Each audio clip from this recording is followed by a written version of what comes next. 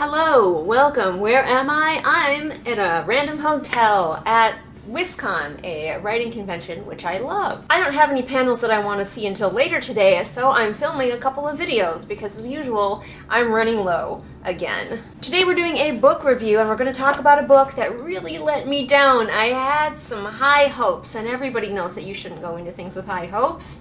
High hopes, he's got high hopes. This was actually kind of an impulse read. I just heard somebody else talking about it on YouTube, and I was like, oh, that sounds ideal. First of all, the cover is gorgeous. This book is Magic Steeped in Poison, and look at that cover. It is so pretty. But one cannot judge a book by its cover. Yes, that's right. That applies to pretty books as well. Just because it's beautiful outside doesn't mean it's going to be beautiful inside. But let's read the synopsis. For Ning, the only thing worse than losing her mother is knowing that it's her own fault. She was the one who unknowingly brewed the poison tea that killed her. The poison tea that now also threatens to take her sister Shu. When Ning hears of a competition to find the kingdom's greatest Sheneng Shu, I listen to the audio so I have a chance of pronouncing these things, masters of the ancient and magical art of tea making, she travels to the imperial city to compete. The winner will receive a favor from the princess, which may be Ning's only chance to save her sister's life. But between the backstabbing competitors, bloody court politics, and a mysterious and handsome boy with a shocking secret, Ning might actually be the one in more danger.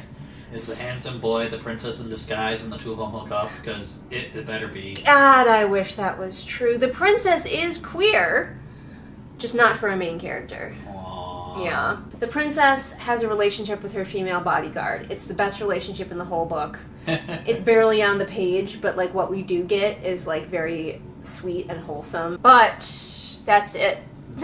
That was my praise right there. One good relationship. One good relationship, and we barely get to see it, but what we do see, solid. So, this book drew me in, especially because of the tea being part of the magic. And in my book, Adventurer Mage, there is a type of magic that requires components, and those components can be tea or food. Not necessarily have to be, but they can be. And so I was like, oh, I need to find out what another author is doing with this. I'm curious, I'm excited, I want to see what's going on with another author. So that's why I picked up this book. Beautiful cover, loved the synopsis, sounded great. So let's just get in. I have a lot of notes. And it's just going to kind of go in order. I was taking notes as I listened. So the beginning is very fast moving, too fast moving. It's very on trend for YA right now. YA right now is pushing authors more and more to start the book with the inciting incident. Do not pass go, do not collect $200. Just don't introduce the characters very well, don't introduce their family, introduce them through the inciting incident. Which, as a result, we barely got to know her sister, who is a main driving force for her. We're just supposed to rely on our knowledge of real-world relationships, essentially. And her father, who is also a major driving force in her psyche, we don't even meet him at all before she, runs off. So it's important characters for the main character are so glossed over in our rush to get through this beginning part. This book is also told in present tense, and I really think that past tense would have been a better choice for this particular book. Usually I don't care about tenses or necessarily POV, first, third, whatever, but there are some books where one or the other works better, and I feel that this one would have worked better in past tense. I was right away confused. The main character's mother was the Sheneng Shu, I believe is how it's pronounced. I'm sorry if I'm butchering that, which is a magical tea maker of their village. And so the main character, her oldest daughter, was not training to be her mother's apprentice, but the younger daughter was, the one who was dying. And I don't understand why. It comes up later in the story, but we'll talk about that. There's not a good reason, in my opinion, that the main character couldn't be the apprentice. We don't need this whole, my sister's the apprentice, because the main character knows how to do everything. She never struggles because she's not the apprentice. She knows it all, and possibly more, because she's magically gifted, so yeah. There's no reason. There's a lot of issues, again, with the pace that this book is charging forward. We are told rather than shown the main character's personality, and that continues to be a problem throughout the book. The book assures us that she's one way, she never behaves that way. Also, at the beginning, she encounters, there's an assassin running around poisoning the tea, which is how her family got poisoned, how important dignitaries are poisoned back in the Imperial City, and she encounters a shadowy figure, like, immediately. So the beginning of the book has her leaving home right away, and then it feels so random that she should literally physically bump into this shadowy character. The rush that the beginning of this book is in is a real problem because everything feels extra contrived. And again, the book doesn't slow down. The minute they get to the palace, she's thrown immediately into the competition. Same day, same hour, basically. She shows up, she says, I'm an apprentice to my mother, here's my proof or whatever, and they're like, cool, and they kick her straight into the competition for the first like challenge, and I'm like, god damn, like, can we breathe for 2 seconds, please? I mean, in the Hunger Games, think about how long it took us to get to the Hunger Games, and we didn't mind. I certainly didn't mind, because it was building the world and the characters and the scenario and the dread of the Hunger Games. Like, give her a day to acclimate to the palace and think about things and wander around before she's thrown immediately into the first competition. This book feels very contrived. Like, she makes a friend during the competition who just happens to have friends in the royal kitchen, and they go to the kitchen, and then for some reason they just start working there as though they are kitchen staff, and I'm very confused. But conveniently, that allows our main character to be mistaken for kitchen staff, which allows her to overhear important political dealings, and it's just like everything feels so unnatural. It's just like the character is just maneuvered wherever she needs to be for the plot without any real feeling of, oh yeah, that makes sense that the character would be here. Now, I know we've talked about this before. We have to contrive situations in our books, obviously, otherwise the plot wouldn't happen. But the key is to make it feel to the reader as though you are not doing that, and this book completely fails at that. We keep being told by the main character that she's crabby, that she's antisocial, that she's bad at making friends and nobody likes her, but that is completely untrue. She immediately makes a friend. Everyone in the kitchen likes her. She's never crabby or antisocial, so we have one of those cases that you guys know I hate, of the book, the narrative telling us one thing and then the book showing us something different. And my memory card's running out of space. I have to stop my review and take stuff off of my memory card. I will be right back. And we're back. So much lipstick on this cup. Alright, what was I ranting about? Do I remember? Let's see. Okay, another thing that I liked. Alright, 2 things that I liked. I liked the descriptions of food. Do not read this book if you're hungry, as I often was while I was listening, because mouth-watering descriptions of food. Maybe this author should just get into, like, writing for a food column or something, because my goodness. So around the middle of the book, I kind of realized that this book feels like it was almost written by an AI that was told to write a YA book, to the standard of all YA book things. Now, I'm not holding it against the author. I am, however, holding it against the industry and publishers, really limiting authors of YA into such rigid structures. I don't know how much of this book is her original design anymore, because it feels so artificial. It just falls into every single one of those expected beats. And also, it's trying to do too much at the same time. We'll talk about that in a second. But both the main character and the love interest are kind of a Mary Sue and a Gary Stu, respectively. Everything just feels so standard. You've got your teenage girl with a sister who's in trouble. The sister in trouble is a really big theme that I've been picking up a lot in books I've been reading. But teenage girl has to leave home to enter a potentially deadly competition, but don't worry because she's the best that there is at this competition. And also she's going to make one friend who's kind of tangential, but definitely there to be the friendliest friendy friend. She's going to meet a mysterious boy, and they're going to form a relationship, but then, oh no, the boy isn't who he said he was. It hits all of the beats. If you have read YA before, and you think this book is going to do anything surprising or new, I'm sorry, but it's not. But then I feel like there are too many plots. Let me tell you what all the plots are. The author doesn't have a handle on them. They get away from the author. They're all over the frickin' place, and there's just too much going on. We needed to narrow our focus, especially for a debut. Come on. So, here are all of the plots, and there are probably more. There's a tea competition, a bastard prince, a dying emperor, an enemy called the Shadow. The shadow knows. Who I kept forgetting about because they don't matter much in the story.